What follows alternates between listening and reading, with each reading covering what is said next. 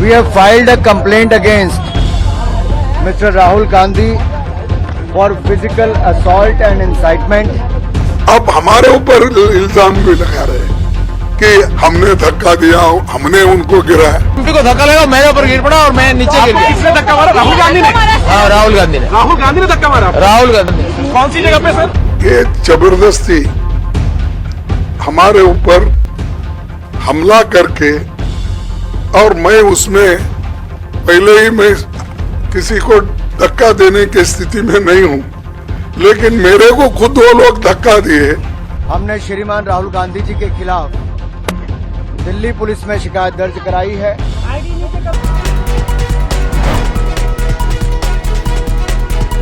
दोस्तों नमस्कार, मैं संजय मग्गू और मौजूद है देश रोजाना के डिजिटल मीडिया मंच पर।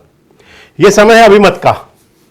पिछले 36 घंटे से एक शब्द चर्चा में है, शब्द है धक्का। धक्का लगा, किसको लगा, किसने मारा, और यह धक्के का मामला पहुंच चुका है अब दिल्ली पुलिस की दहलीज पर।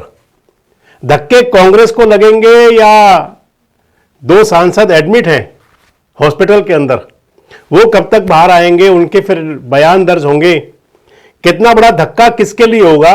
लेकिन धक्के की अगर बात करें तो ये पहला धक्का नहीं है जो लगा हो। धक्के तो लगते रहते हैं। आप सामान्य जीवन में हैं तो आपको कदम कदम पर धक्के लगते हैं। अगर आपको छात्र हैं आप, तो फिर आपको दाखिला लेने के लिए धक्के खाने पड़ते हैं। आपको एडमिशन फॉर्म भरने के बाद धक्के खाने पड़ते हैं। आपको फीस जमा करने के लिए धक्के खाने पड़ते हैं। उसके बाद में आपको परीक्षा देने के लिए धक्के खाने पड़ते हैं। परीक्षा पत्र लीक हो जाता है तो धक्के खाने पड़ते हैं। रिजल्ट रुक जाता है तो फिर अदालतों के धक्के खाने पड़ते हैं। अगर खुदा ना खास्ता आप कहीं बीमार हो जाएं तो फिर आपको अस्पतालों के धक्के खाने पड़ते हैं।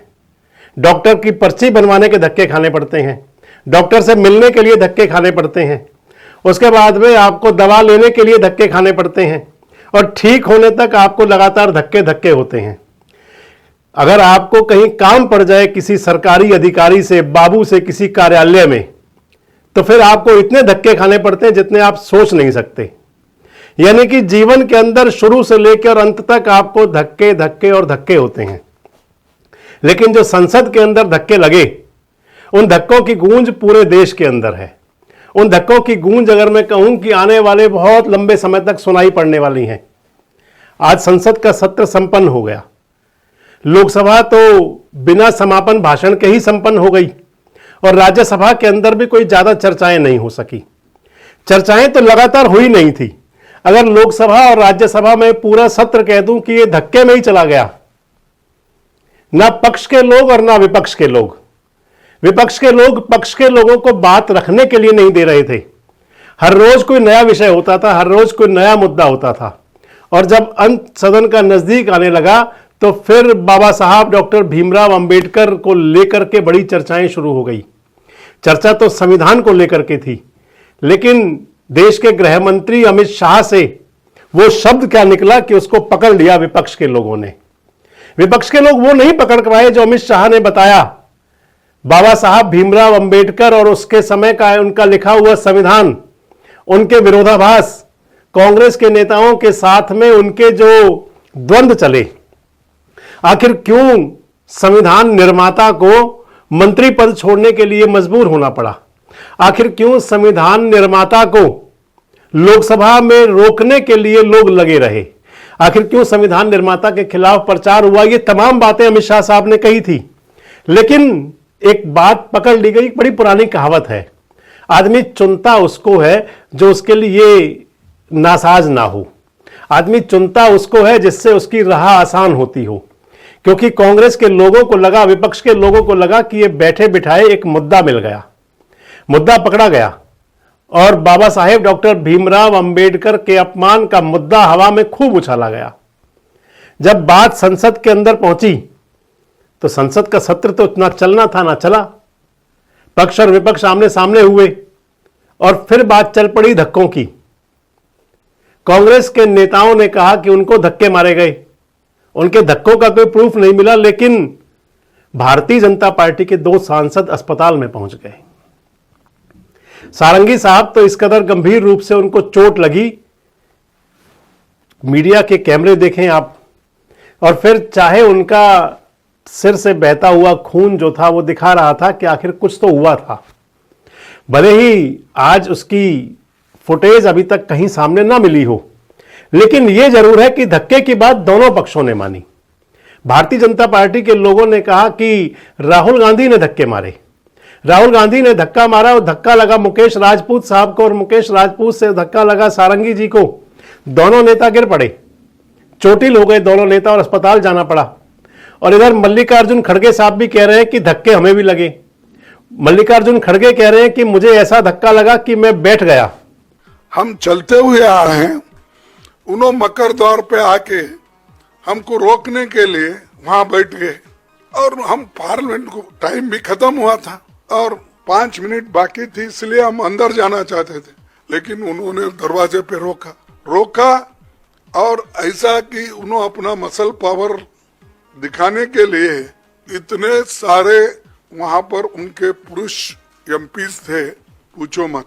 हमारे महिला हमारे साथ आ रहे थे, वो बहुत शांत तरीके से आ रहे थे, लेकिन उनको भी रोका गया। तो इसीलिए ये जबरदस्ती हमारे ऊपर हमला करके, और मैं उसमें पहले ही मैं किसी को धक्का देने की स्थिति में नहीं हूं, लेकिन मेरे को खुद वो लोग धक्का दिए, मैं अपना बैलेंस नहीं संभाल सका, मैं नीचे बैठ गया। तो अब हमारे ऊपर इल्जाम भी लगा रहे हैं कि हमने धक्का दिया, हमने उनको गिराया।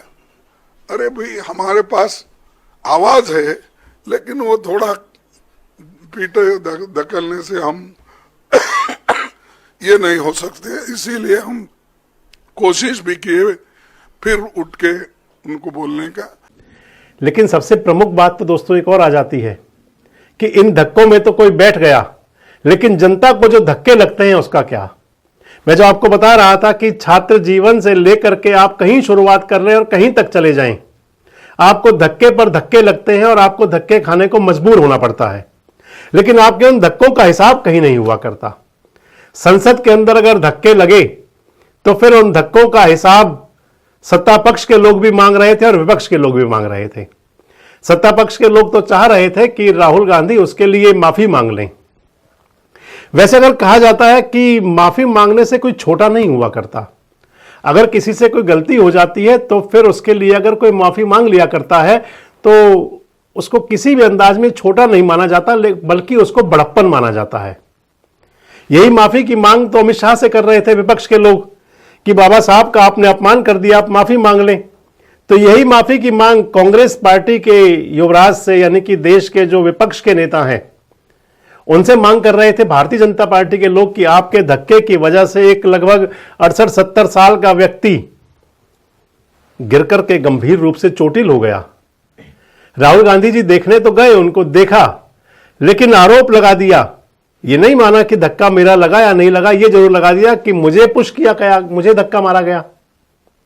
अब सबसे बड़ी बात दोस्तों आ जाती है कि आखिर ये धक्के की गूंज कब तक चलेगी, क्योंकि दिल्ली पुलिस ने भारतीय जनता पार्टी के सांसदों की तरफ से मामला दर्ज कर लिया है। आईसीयू में सांसद हैं, जब वहां से बाहर आएंगे या संभवतः डिस्चार्ज होंगे और या फिर वार्ड में शिफ्ट होंगे तो फिर उनका बयान लिया जाएगा।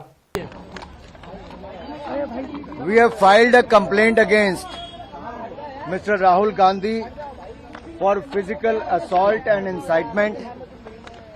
हमने श्रीमान राहुल गांधी जी के खिलाफ दिल्ली पुलिस में शिकायत दर्ज कराई है, उनके द्वारा शारीरिक हमला और उकसाने के लिए।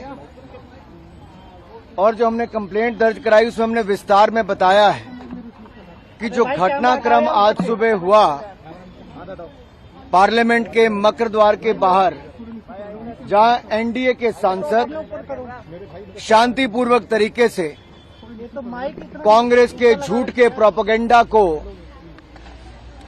बेनकाब कर रहे थे और उनसे माफी की मांग कर रहे थे, उसी समय लगभग 10:40 से 10:45 के बीच में श्रीमान राहुल गांधी जी अपने कुछ इंडी अलायंस गठबंधन के सांसदों के साथ उस और कूच करते हैं और जब सिक्योरिटी फोर्सेस के लोग उनको कहते हैं कि ये डेजिग्नेटेड पाथ है, ये रास्ता है जहां से आप पार्लियामेंट के अंदर जा सकते हैं, तो जिस तरह का राहुल गांधी जी का रवैया था, उन्होंने गुस्सा प्रकट किया और शायद इस परिवार और इस पार्टी को अपने आप को कानून से ऊपर मानने की एक आदत सी पड़ गई है।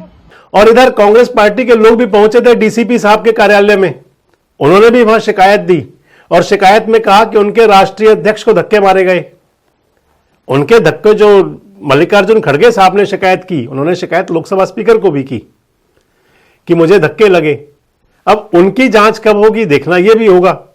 लेकिन सबसे महत्वपूर्ण बात यह है कि इन धक्कों की गूंज जो सुनाई दे रही है दूर तक, आखिर सदियों से दशकों से चले आ रहे वो धक्के, क्योंकि दशकों की बात तो हम कर सकते हैं। भारत आजाद हुआ 75 साल हो गए और आज हम आजादी का अमृत महोत्सव मना रहे हैं, संविधान का अमृत महोत्सव मना रहे हैं। और इस अमृत महोत्सव के अंदर अगर सांसदों के माननीयों के धक्कों की गूंज चलती है तो आखिर वो दिन कब आएगा जब आम आदमी को लगने वाले धक्के की गूंज चलेगी? आखिर वो दिन कब आएगा जब आम आदमी को धक्के खाने के लिए मजबूर नहीं होना पड़ेगा? समय ऐसा भी कभी आएगा कि जो संसद के अंदर और विधानसभाओं के अंदर जनप्रतिनिधियों को चुन करके भेजते हैं, कोई समय ऐसा भी आएगा कि उनके धक्कों की बात भी कहीं राज्यसभा, लोकसभा और विधानसभा के अंदर रखी जाएगी। कहीं उनको लगने वाले धक्के की बात भी कहीं सुनी जाएगी, क्योंकि आज सब धक्के खाने को मजबूर हैं। छात्र धक्के खाने को मजबूर है, मैंने आपको बताया। अगर आप बीमार हो गए तो आप धक्के खाने को मजबूर हैं। किसान धक्के खाने को मजबूर है। किसान कह रहा है कि हमें एमएसपी दे दो। किसान बॉर्डर पर बैठा हुआ है। व्यापारी धक्के खाने को मजबूर है कि टैक्सों का सरलीकरण हो जाए। महिलाओं के नाम पर तमाम योजनाएं तो बन रही हैं, लेकिन महिलाओं की स्थिति क्या है आज उसको देख करके समझ सकते हैं कि आखिर कितने धक्के उनके नसीब में भी लिखे हुए हैं। यानी कि शैशव से लेकर के और प्रौढ़ अवस्था तक, आप चाहे नर हैं चाहे नारी हैं, तमाम धक्कों का आपको सामना करना पड़ेगा। लेकिन आपके धक्के की गूंज नहीं जाएगी, क्योंकि आप आम आदमी हैं। अगर आप भी कहीं सांसद होते तो आपके भी धक्कों की गूंज होती। सांसदों के धक्के की गूंज कब तक चलेगी? कमेंट बॉक्स में आप बता सकते हैं कि लोकसभा के सदस्यों के अंदर कांग्रेस पार्टी के राष्ट्रीय अध्यक्ष, विपक्ष के नेता और भारतीय जनता पार्टी के सांसद आज सभी आरोप लगा रहे हैं कि उनको धक्के मारे गए। देखना होगा कि इन धक्कों की गूंज कब तक और कहां तक जाएगी। और आपको क्या लगता है कि किसने किसको धक्का मारा और किसको किसका धक्का लगा? कमेंट बॉक्स में जरूर बताएं। जुड़े रहें हमारे साथ, देखते रहें देश रोजाना। हमारे साथ जुड़े रहने के लिए सब्सक्राइब करें देश रोजाना के YouTube चैनल को और नई वीडियो की नोटिफिकेशन पाने के लिए बेल आइकन जरूर दबाएं। अगर आप ये वीडियो फेसबुक या इंस्टाग्राम पर देख रहे हैं तो पेज को लाइक और फॉलो जरूर करें और ज्यादा से ज्यादा शेयर करें।